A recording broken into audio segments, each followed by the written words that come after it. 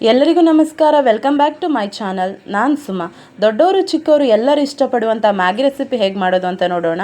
ಅದಕ್ಕೆ ಬೇಕಾಗಿರುವಂಥ ಸಾಮಗ್ರಿಗಳು: tomato ketchup, dark soya sauce, red chilli sauce, 1 cup ಎಲೆಕೋಸು, 1 ಕ್ಯಾರೆಟು, ಅರ್ಧ ಕ್ಯಾಪ್ಸಿಕಮ್, 1 ಈರುಳ್ಳಿ, 1 ಟೊಮೆಟೊ, ಮ್ಯಾಗಿ, ಬೆಳ್ಳುಳ್ಳಿ, ಹಸಿಮೆಣಸಿನ್ಕಾಯಿ, ಗರಂ ಮಸಾಲ, ಹಲ್ದಿ, ಧನಿಯಾ ಪೌಡರ್, ಚಿಲ್ಲಿ ಪೌಡರ್.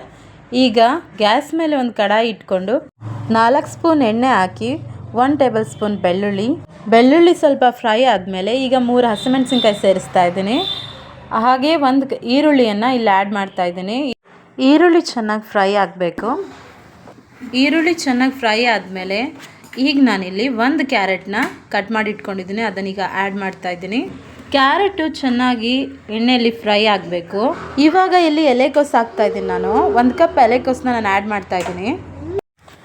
ಅದನ್ನು ಚೆನ್ನಾಗಿ ನಾವೀಗ ಮಿಕ್ಸ್ ಮಾಡ್ಕೊಳ್ಳೋಣ. ಸ್ವಲ್ಪ ತರಕಾರಿ ಎಲ್ಲ ಎಣ್ಣೆಯಲ್ಲಿ ಫ್ರೈ ಆದಮೇಲೆ ಈಗ ನಾನಿಲ್ಲಿ ಕ್ಯಾಪ್ಸಿಕಮ್ ಆ್ಯಡ್ ಮಾಡ್ತಾ ಇದ್ದೀನಿ.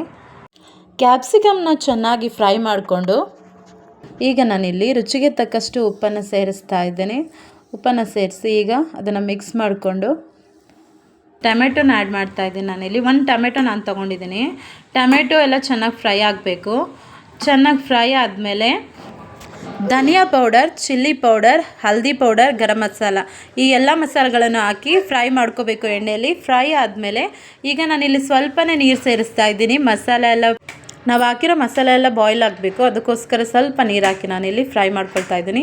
ಈ ಸಮಯದಲ್ಲಿ 1/2 tablespoon soya sauce, 1/2 tablespoon red chilli sauce, 1.5 spoon tomato ಕೆಚಪ್ನ ನಾನಿಲ್ಲಿ ಆ್ಯಡ್ ಮಾಡ್ತಾ ಇದ್ದೀನಿ.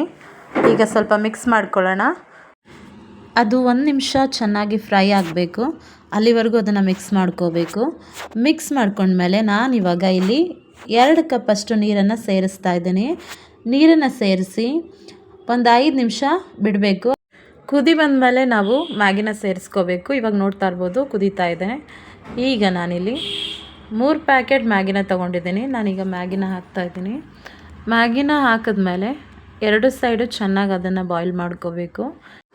ನಾನೀಗ ಅದನ್ನು ಟರ್ನ್ ಮಾಡ್ತಾಯಿದ್ದೀನಿ. ಟರ್ನ್ ಮಾಡಿ ಸ್ವಲ್ಪ ನೀರು ಪೂರ್ತಿ ಡ್ರೈ ಆಗೋವರೆಗೂ, ಕಮ್ಮಿ ಆಗೋವರೆಗೂ ನಾನು ಅದನ್ನು ಮಿಕ್ಸ್ ಮಾಡ್ಕೋತೀನಿ. ಈಗ ಕಮ್ಮಿ ಆಗಿದೆ. ಈಗ ಒಂದು ಲಿಡ್ಡನ್ನು ಕವರ್ ಮಾಡಿ ನಾನು 3 ನಿಮಿಷ ಅದು ಬಾಯ್ಲ್ ಆಗೋದಕ್ಕೋಸ್ಕರ ನಾನು ಬಿಡ್ತೀನಿ.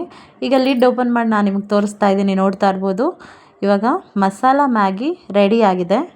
ಈಗ ಸರ್ವಿಂಗ್ ಪ್ಲೇಟ್ಗೆ ಹಾಕ್ಕೊಂಡ್ರೆ ಮಸಾಲ ಮ್ಯಾಗಿ ಸೂಪರ್ ಟೇಸ್ಟಿಯಾಗಿ ರೆಡಿಯಾಗಿದೆ. ಈ ರೆಸಿಪಿ ನಿಮಗೆಲ್ರಿಗೂ ಇಷ್ಟ ಆಗಿದ್ರೆ ಕಮೆಂಟ್ ಮೂಲಕ ತಿಳಿಸಿ, ಲೈಕ್ ಮಾಡಿ, ಶೇರ್ ಮಾಡಿ, ಸಬ್ಸ್ಕ್ರೈಬ್ ಮಾಡ್ಕೊಳ್ಳಿ ನನ್ನ ಚಾನಲ್ನ. Thanks for watching my video.